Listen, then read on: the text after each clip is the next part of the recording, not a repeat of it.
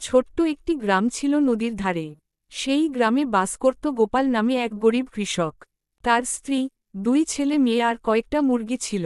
গোপাল খুব পরিশ্রমী, কিন্তু তার জমিটা খুব উর্বর ছিল না। ফলে তার ফসল ভালো হতো না, আর সংসারে চাহিদা মেটানো কঠিন হয়ে পড়ত। একদিন গোপাল বনে কাঠ কাটতে গিয়েছিল। হঠাৎ সে ঝোপের মধ্যে একটা ছোট্ট সোনালী রঙের হাঁস দেখতে পেল। হাঁসটা দুঃখী গলায় বলল, দয়া করে আমাকে নিয়ে যাও, আমি তোমার উপকার করব। সে হাঁসটাকে বাড়ি নিয়ে এলো। পরদিন সকালে গোপালের স্ত্রী দেখল হাঁসটা একটা সোনার ডিম পেড়েছে। সবাই অবাক হয়ে গেল। গোপাল ডিমটা নিয়ে বাজারে গেল, আর সেটা বিক্রি করে প্রচুর টাকা পেল। এভাবে প্রতিদিন হাঁসটি একটি করে সোনার ডিম দিতে লাগল। গোপালের দারিদ্র্য কেটে গেল, সে ভালো খাবার দাবার খেতে পারল, বাচ্চাদের ভালো পোশাক দিতে পারল। কিন্তু একদিন গোপালের মনে এক লোভী চিন্তা এল। সে ভাবল, হাঁসটা প্রতিদিন একটা ডিম দেয়, কিন্তু যদি এর পেট কেটে ফেলি, তাহলে সব সোনা একসাথে পেয়ে যাব।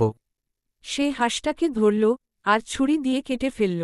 কিন্তু হতভাগ্য, হাঁসটার পেটের ভেতরে আর কোনো সোনার ডিম ছিল না। হাঁসটা মরে গেল, আর গোপাল তার সব কিছু হারাল। গোপাল তখন বুঝতে পারল, লোভের ফল কখনো ভালো হয় না। সে খুব কাঁদল, কিন্তু কিছুই করার ছিল না। এই ঘটনার পর থেকে গ্রামবাসীরা শিশুদের শেখাতে লাগল, লোভ করলে সবকিছু হারাতে হয়।